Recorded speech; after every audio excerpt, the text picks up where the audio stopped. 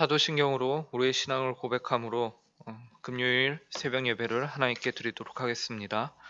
전능하사 천지를 만드신 하나님 아버지를 내가 믿사오며 그 외아들 우리 주 예수 그리스도를 믿사오니 이는 성령으로 잉태하사 동정녀 마리아에게 나시고 본디오 빌라도에게 고난을 받으사 십자가에 못 박혀 죽으시고 장사한 지 사흘 만에 죽은 자 가운데서 다시 살아나시며 하늘에 오르사 전능하신 하나님 우편에 앉아 계시다가 저리로서 산 자와 죽은 자를 심판하러 오시리라. 성령을 믿사오며 거룩한 공회와 성도가 서로 교통하는 것과 죄를 사하여 주시는 것과 몸이 다시 사는 것과 영원히 사는 것을 믿사옵나이다. 아멘. 찬송가 63장 주가 세상을 다스리니 함께 찬송하도록 하겠습니다. 찬송가 63장입니다.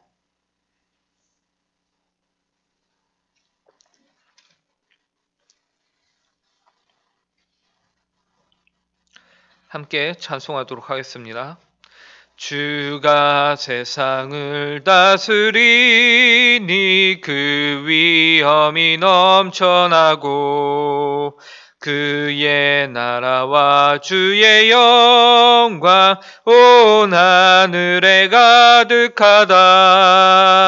저 흉악한 마귀의 무리 다 멸망케 하시는 주, 이 찬양을 주께 드리니 그 영광을 받으소서. 주가 권능의 손으로서 이 세상을 창조하니 그의 놀라운 창조 솜씨 만 백성이 경탄하네. 저 하늘의 별들도 모두 주 영광을 나타내어 늘 돌보아 주시는 주께 큰 영광을 돌립니다. 주가 세상의 피조물을 인간에게 다 맡기고 순종하라는 말씀으로 그 권위를 주셨도다.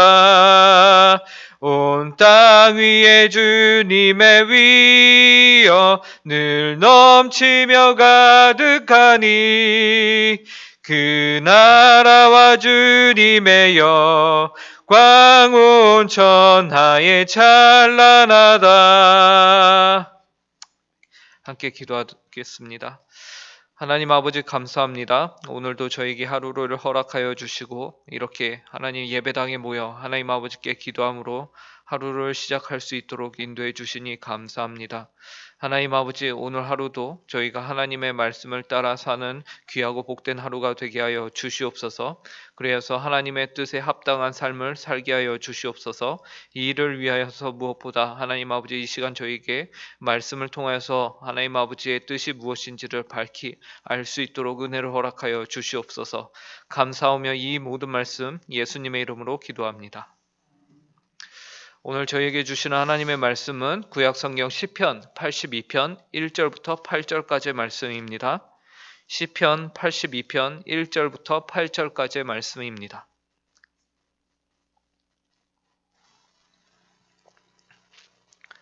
제가 가진 성경 구약 863페이지입니다.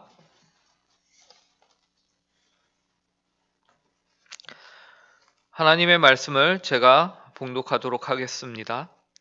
하나님은 신들의 모임 가운데에서 시며 하나님은 그들 가운데에서 재판하시느니라. 너희가 불공평한 판단을 하며 악인의 낫보기를 언제까지 하려느냐. 가난한 자와 고아를 위하여 판단하며 곤란한 자와 빈궁한 자에게 공의를 베풀지며 가난한 자와 궁핍한 자를 구원하여 악인들의 손에서 건질지니라 하시는도다. 그들은 알지도 못하고 깨닫지도 못하여 흑암 중에 왕래하니 땅의 모든 터가 흔들리도다. 내가 말하기를 너희는 신들이며 다 지존자의 아들들이라 하였으나 그러나 너희는 사람처럼 죽으며 고관에 하나같이 넘어지리로다. 하나님이여 일어나사 세상을 심판하소서. 모든 나라가 주의 소유이기 때문이니이다. 예, 오늘 본문 1절에 보시면요, 신들의 모임이라는 단어가 등장을 합니다.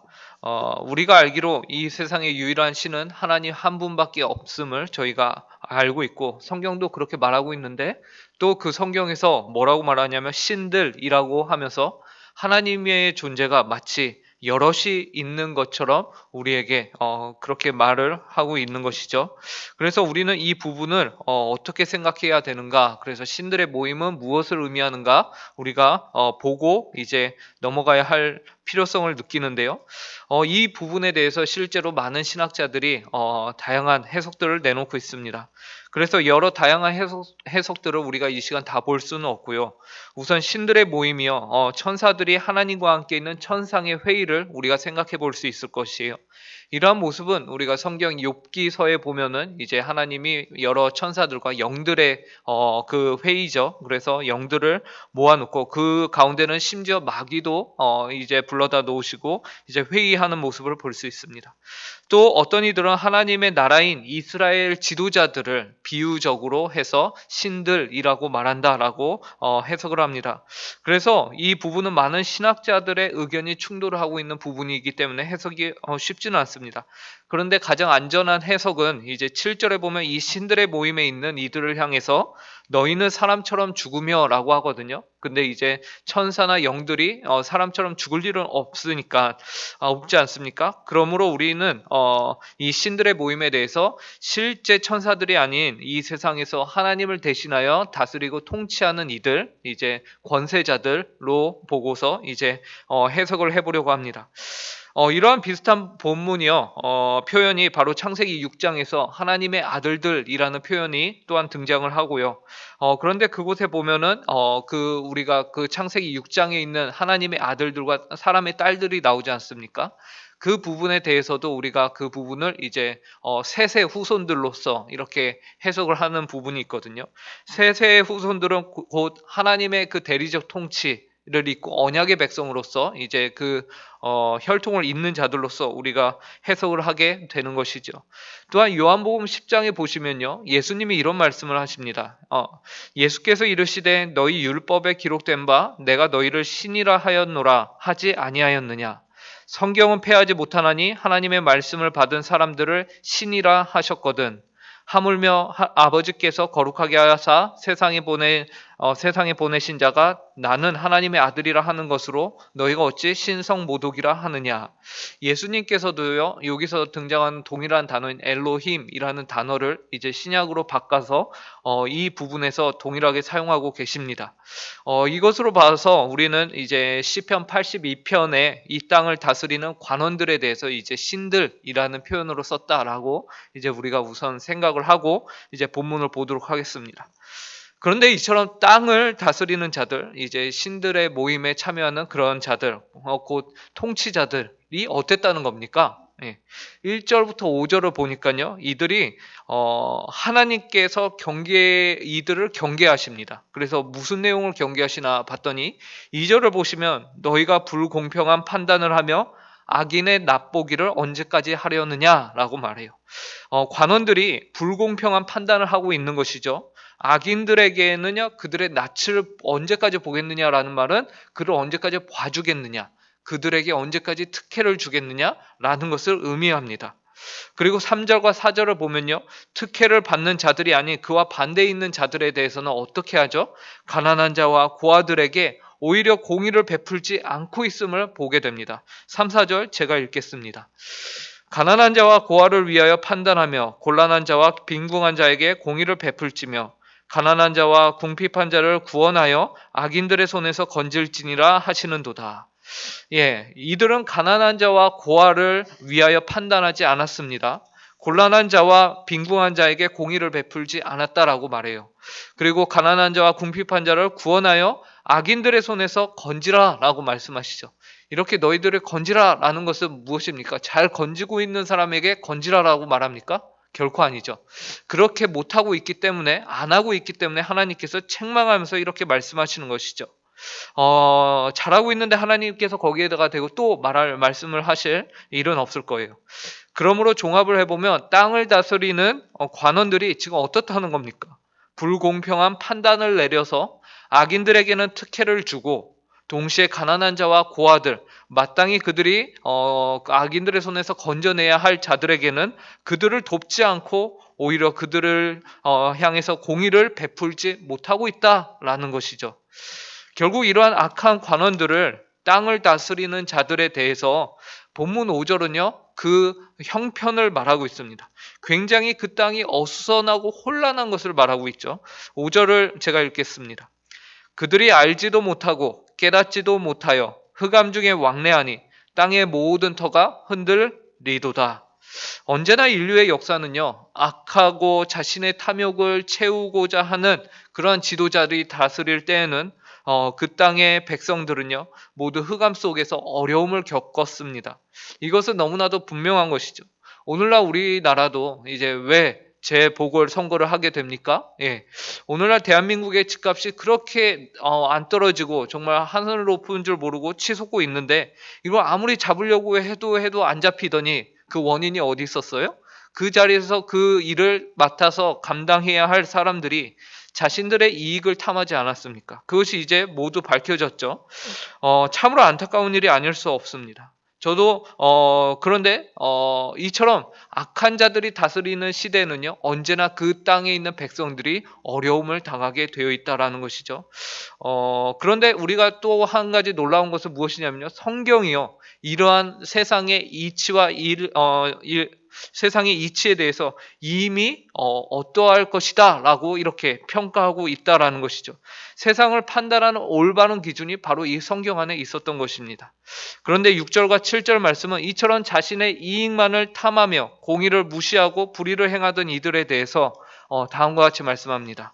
내가 말하기를 너희는 신들이며 다 지존자의 아들들이라 하였으나 그러나 너희는 사람처럼 죽으며 고관에 하나같이 넘어지리로다.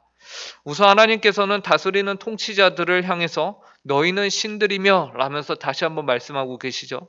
이는 그들이 그 자리에 있음, 즉 통치하는 권세를 갖고 있는 것은 바로 하나님으로부터 그 권리가, 그 권세가 주어졌다라는 것을, 하나님이 허락하셨기 때문에 그들이 거기에 앉을 수 있었다라는 것을 말해요. 이는 마땅히 그들이 하나님의 공의와 정의로 통치를 해야 마땅하다라는 것을 한 번 더 말씀해 주시는 것이죠. 그들의 권위는 모두 하나님으로부터 나왔습니다. 그들은 하나님의 대리자일 뿐이에요. 그러나 7절에서는 그들이 결국에는 사람처럼 죽으며 고관에 하나같이 넘어질 것이다 라고 말씀하세요. 즉 그들도 결국에는 이 땅에서 잠시 살다가 결국에는 죽게 될 죽음을 맞이하는 인생과 같다라는 것이죠. 그런데 그들의 결말이 고관에 하나같이 넘어짐을 당할 것이다라고 말씀합니다. 그들의 결국이 넘어짐으로 끝나게 될 것, 망하게 될 것을 말씀하고 계시죠. 어찌하여 이들이 승승장구하지 못하고 그들의 결말이 끝남으로 넘어집니까? 그 이유가 무엇입니까? 하나님께서 결국에는 세상을 뿌린 대로 심판하실 것이기 때문에 그렇습니다. 본문 8절을 보시기 바랍니다. 하나님이여 일어나사 세상을 심판하소서. 모든 나라가 주의 소유이기 때문이니이다. 성경은 이 세상의 진정한 주인은 누구라고 하냐면 바로 하나님이시다라고 말씀하고 계십니다. 이 땅에서 잠시 살다가 인생보다 짧은 기간 동안 권세를 가질 수 있으며 역사에서 보면 정말 짧은 기간을 다스리고 통치하면서 그 안에서 자신이 하나님인 것처럼 마치 신인 것처럼 통치하는 것, 그것이 아님을 말씀합니다. 이 땅을 진정으로 시작부터 끝까지 참으로 다스리는 분은 누구십니까? 하나님이세요. 모든 인생이 태어나고 사라지는 동안에도 변함없이 계시는 분은 하나님이십니다. 그리고 그분께서는 반드시 일어나사 세상을 심판하시겠다라고 말씀하십니다. 왜 그렇습니까? 모든 나라가 주님의 소유이기 때문에 그렇습니다. 너무나도 많은 인생들이 이 세상의 주인이신 하나님을 알지도 못하고 마치 자신이 천년 만년 살 것처럼 또 다스릴 수 있는 힘을 가진 것처럼 착각하며 삽니다. 그러나 우리는 반드시 알아야 합니다. 하나님께서 진정한 주인이시다라는 것을요. 그렇다면 우리는 무엇을 어떻게 해야 하는 것일까요? 우리 성도들에게는 어떠한 책임이 주어진 것입니까? 어제부터 재보궐선거가 이제 운동이 시작이 되었죠. 서울과 부산 두 지역에서 모두 큰 관심을 갖고 있는데요. 이전에 두 지역을 책임지던 이들이 모두 다 잘한 것도 아니고 모두 다 잘못한 것도 아닌데 어쨌든 이들이 그 기간을 다 채우지 못하였습니다. 그죠? 어떤 이유에서든 다 채우지 못했어요. 이 말은 그들이 하나님께서 허락하신 그 기한을 다 마치지 못했다라는 것으로 우리가 볼 수 있는 것이죠. 그들이 그렇게 자리를 채우지 못한 것의 이유가요, 그들의 범죄함이 또 드러나게 되었습니다. 너무나도 안타까운 것이죠.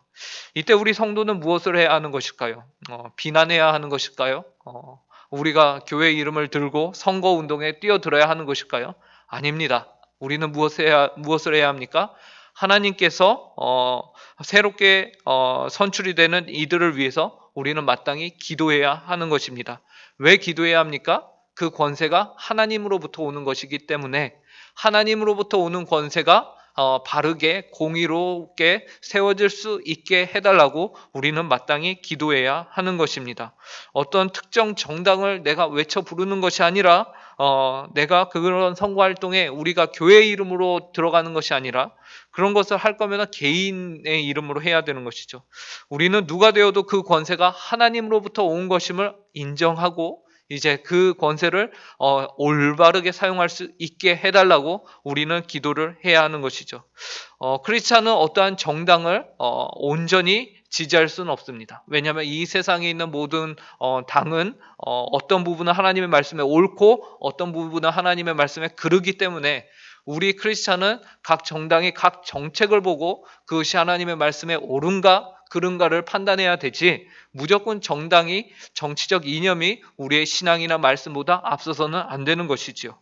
그래서 우리는 맡겨진 직분을 그 사람들이 잘 이행할 수 있도록 위해서 기도해야 하는 것입니다. 그들의 공의를 기울여 불의를 부추기는 것이 아니라, 자신의 이익을 탐하는 것이 아니라 가난한 자와 고아를 위하고 곤란한 자와 빈궁한 자에게 공의를 베풀 수 있게 해달라고 우리는 기도해야 하는 것입니다. 그리고 우리 스스로도 이 일을 놓고 하나님의 기준이죠. 바로 오늘 말씀에 나와 있는 것처럼 불공평하고 불공정한 자, 불의한 자를 우리가 스스로 거스르고 공의와 자비를 잘 수행할 수 있는 자가 누구입니까? 라고 기도하면서 우리도 선거에 참여를 해야 하는 것입니다. 하나님께서 그들을 반드시 재판하실 것입니다. 왜냐하면 이 모든 세상의 주인은 오직 하나님 한 분이시기 때문에 그렇습니다. 우리는 이번 선거를 위해서 더 열심히 기도할 수 있는 성도님들이 되시길 간절히 바랍니다.